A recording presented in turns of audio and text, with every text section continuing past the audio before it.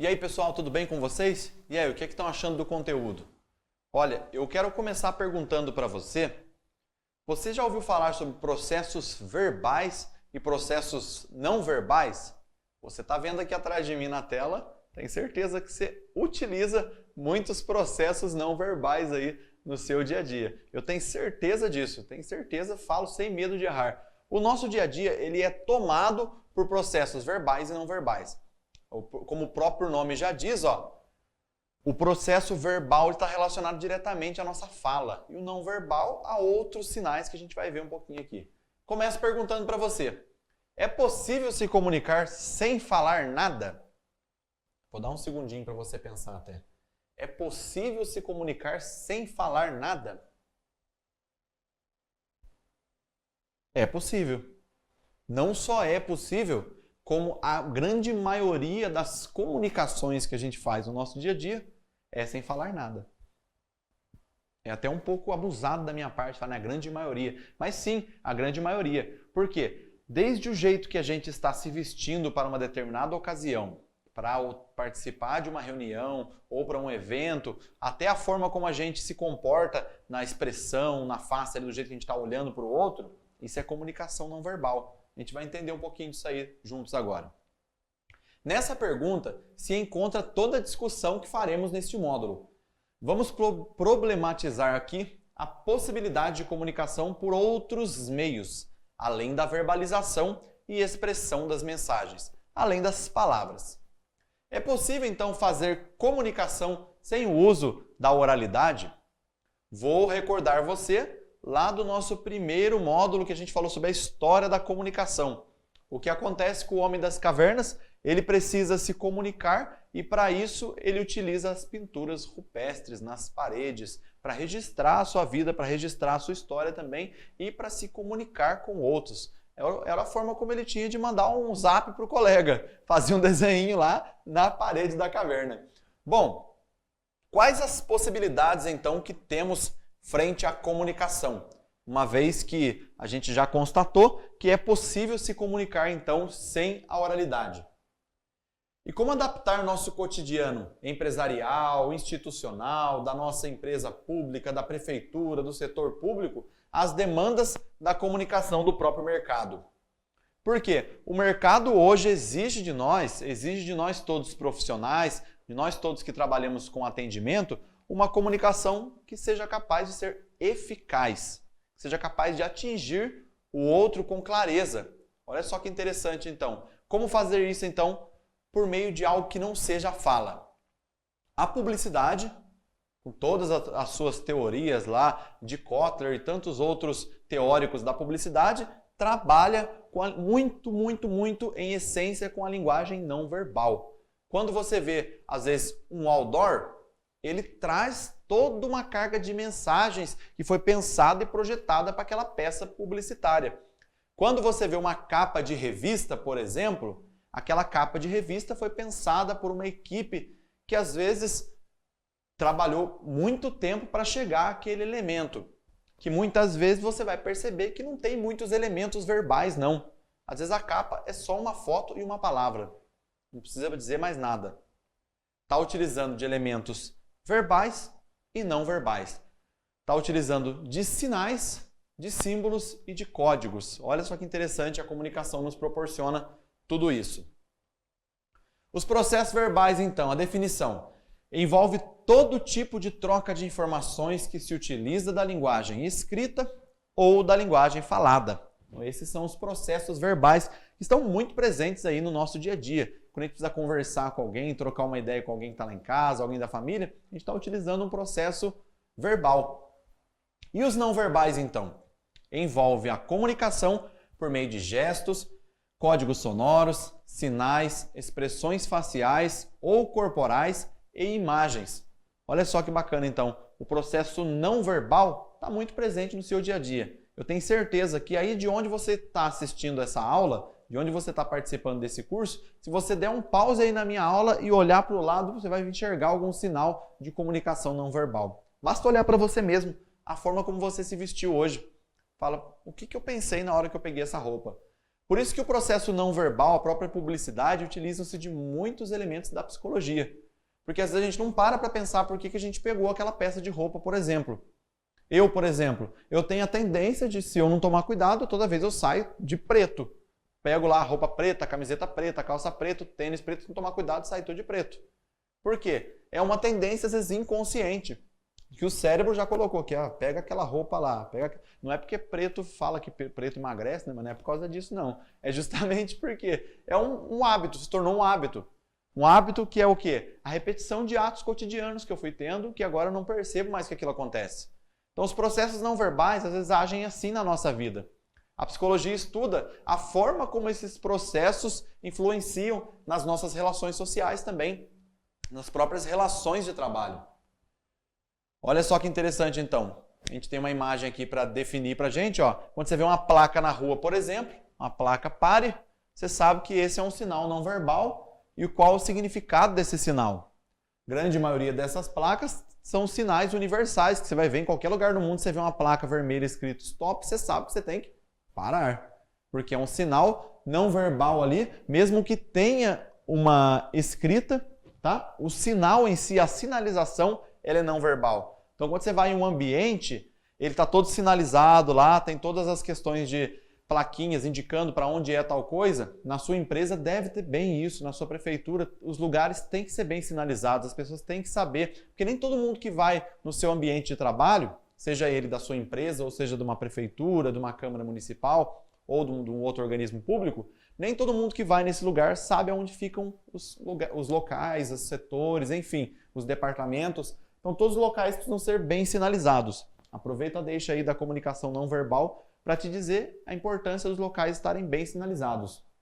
O joinha, né? Você não precisa nem saber falar um espanhol com fluência para ir lá na Espanha, como alguns amigos que vão lá na Espanha, não sabem falar direito espanhol, chega lá, pede alguma coisa, a pessoa vai dar um joinha, todo mundo se entende ali por meio dos sinais. Olha só que interessante. A própria língua brasileira de sinais, os sinais de Libras, né, que a gente entende, o que a gente conhece muito bem, eles colaboram como linguagem não verbal para que as pessoas que têm as necessidades especiais com a questão da audição consigam se comunicar com outros, da audição e da fala, que elas consigam se comunicar com eficácia por meio dos sinais.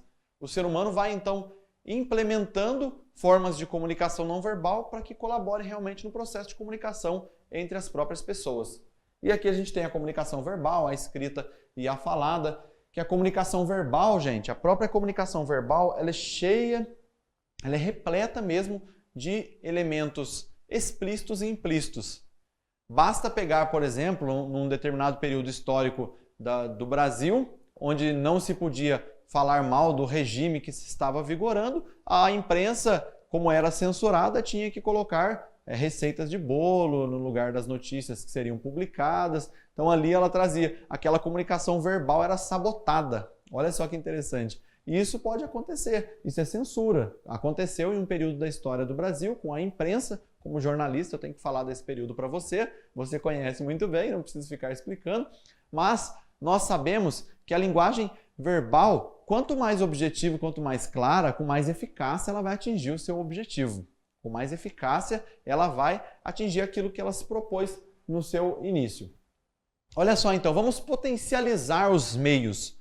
Como assim, Luiz Fernando? Potencializar os meios. Quando a gente fala de uma prefeitura, um setor de atendimento ao público, de uma empresa que trabalha com pessoas, é preciso potencializar todas as formas de comunicação, de modo a evitar os ruídos e conseguir sucesso na interação. Aí você vai me falar, Luiz Fernando, você deve sonhar com ruído, né? Então, eu sonho com ruído, porque o ruído, gente, ele faz parte do cotidiano da comunicação. E se a gente não tem cuidado com os ruídos, eles podem atrapalhar a saúde da nossa empresa, a saúde da nossa instituição pública. Tem que ter muito cuidado.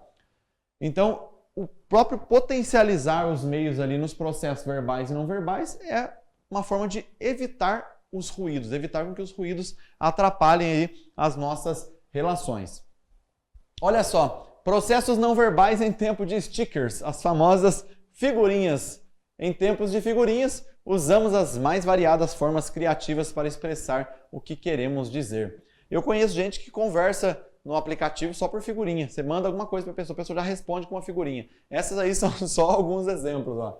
Aí tem até a personagem lá, usar figurinhas no WhatsApp é um caminho sem volta. Porque às vezes a pessoa tem uma coletânea de figurinhas, porque esses são sinais, alguns trazem consigo a parte verbal, mas a grande maioria trazem também elementos não verbais, como o cachorrinho ali, ó, sempre surpreso. Às vezes você quer expressar uma indignação com alguma coisa também, você vai e manda o cachorrinho lá. Você quer expressar algo com uma pessoa que a pessoa é cheia de gracinha, você manda lá o seu Madruga falando, e aí, você manda e assim por diante. São diversas figurinhas aí. Em tempos de comunicação, de muita comunicação, as figurinhas elas são sim um processo a ser estudado, porque dentro do nosso cotidiano a gente utiliza dessas ferramentas e muito até. Tem gente que se utiliza demais. Nossa, eu conheço gente que, como eu disse, só se comunica por meio dessas figurinhas aí. Bom, antes de avançar, é importante parar e se perguntar: o que a minha empresa, instituição, setor público está transmitindo para o público externo? Seja por meio da comunicação verbal ou seja por meio da comunicação não verbal. O que o meu setor está transmitindo para as pessoas que vão lá visitar para solicitar um serviço? O que a minha empresa está transmitindo para as pessoas? Aí eu falo principalmente na questão não verbal. Quando alguém chega na minha empresa, quando alguém chega no meu setor público, qual é a primeira coisa que essa pessoa vê? Faz essa experiência. Sai um dia da sua empresa, sai um dia do seu setor público e volta como se você não conhecesse aquele lugar, como se você não conhecesse todo o sistema ali das pessoas que estão envolvidas. Tenha outro olhar sobre aquele lugar que você frequenta todos os dias. Você vai ver que pode ter, às vezes, alguma coisinha ali que está fora do lugar que, às vezes, quem está ali dentro no cotidiano não percebe. O ambiente fala. Olha só que importante. Acabei de falar isso. A comunicação no ambiente, a sinalização, os elementos visuais, os sons, as imagens, as falas. Essa imagem foi interessante, que eu achei ela dá propositalmente para o que a gente está querendo trazer aqui. Você chega numa recepção, por exemplo, uma recepção de uma empresa ou de um serviço público para receber um atendimento, tem as pessoas lá fazendo o atendimento, elas atendem, além de atender o telefone, porque elas estão ali com um headset, com o telefone, elas fazem também atendimento ao público. Aí você percebe que nessa recepção tem 3 relógios. Cada um está num horário. A não ser que seja uma empresa internacional. Por exemplo, eu estive na sede do Google. Quando você entra na sede do Google, lá tem relógios com horários de todos os países do mundo que tem uma sede do Google. Tem tanto de relógio lá. E a não ser que seja uma empresa desse segmento, os relógios acabaram a pilha. E alguém deixou ali, ficou por isso mesmo. Então você imagina, passa uma impressão ruim para a pessoa que chega para receber um atendimento, chega lá, ela quer saber a hora. Que horas são? Ela não sabe em qual relógio que ela acredita, porque cada um está numa hora. Olha só que interessante. Então, ter o cuidado com o espaço, com o ambiente. Ou às vezes, como eu disse, né, você chega nessa mesma recepção que as 3 pessoas, além de atender telefone, também atendem ao público, pela ordem de chamada, uma das 3 vai ter que atender. E ninguém chama ninguém para atender, fica as 3 atendendo telefone. Então tem que ter muito cuidado. São elementos simples e básicos do dia a dia que a gente não percebe, mas que fazem toda a diferença no nosso cotidiano. Olha só que interessante, coloquei isso aqui para você em vermelho bem grande. Rever processo para alcançar sucesso. Não se esqueça disso. Se precisar, escreva aí num papelzinho. Se você tem um caderninho que você está anotando as coisas do curso, ou se você não tem um caderninho, pega um pedacinho de papel e escreva isso. Rever processo para alcançar sucesso.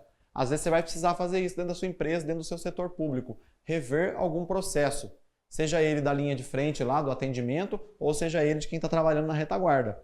Às vezes um processo básico lá está impedindo a sua organização de ir para frente, a sua instituição de cumprir fielmente o que ela se propôs. Olha só que interessante então, né?